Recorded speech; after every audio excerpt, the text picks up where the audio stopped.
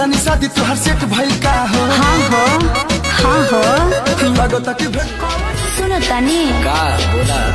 चली न बड़े दिन से माई बुलावतिया, कहतिया कि नैहर के छठ शुभ होला, भखौटी बा, चली न चले के।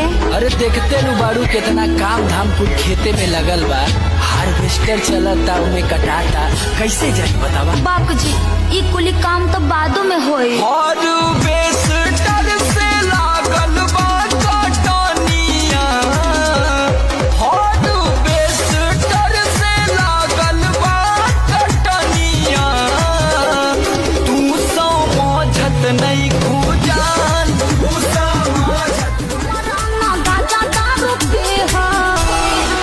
किरानी जा जा, किरानी जा जा, किरानी जा जा। पीछे तोहरा जसलो भर हमारा जवानी के लेना कोई बना, हमारा जवानी के लेना कोई बना।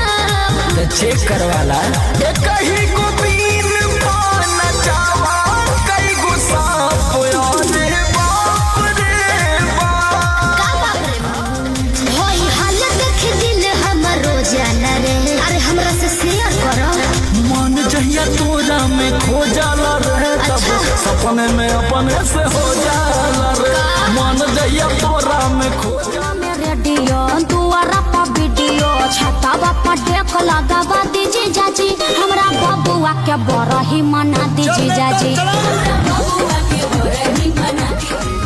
उठल लिया दूर दिल कन बलिया, काट लेल बजिया रे हमर से ओनियन गलिया।